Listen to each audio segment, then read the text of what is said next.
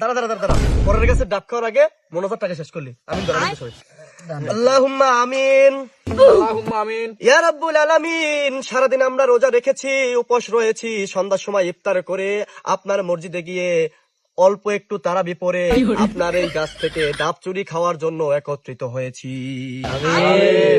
হে রব্বুল আলামিন, অনেকেই বলবে আমরা চোর, কিন্তু আমরা তো চোর না। কেন সেটা আমরা এখন প্রমাণ করে দিচ্ছি। এই দুনিয়ার মালিক কে? আল্লাহ। গোটা পৃথিবীর মালিক যদি আল্লাহ হয়, এই ডাব গাছের মালিক কে? আল্লাহ। হে মহান রব্বুল আলামিন, আমরা কারো গাছের ডাব খাই নাই, আমি আপনার গাছের ডাব খাইছি। আপনার কাছে শুকরিয়া তান আদায় করে সকলে বলি আলহামদুলিল্লাহ। আলহামদুলিল্লাহ। আল্লাহ, আমরা কিন্তু আপনার কাছে ডাব খেয়েছি, আপনার কাছে শুকর আদায় করেছি।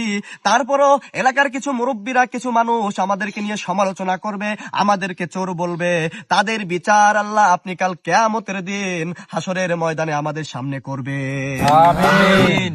আল্লাহ, আমাদের এই ডাব খাওয়ার এই মোনাজাতকে কবুল ও মঞ্জুর করে নিন। আমাদের এই ডাব খেয়ে আমাদের রূহকে এই রোজা রেখেছি আত্মতৃপ্তি পাওয়ার তৌফিক দান করে দিন। আমিন। দাওয়ানা আনিল হামদুলিল্লাহি রাব্বিল আলামিন। ডাব খাবার জন্য উৎসর্গ করা হোক। আমিন।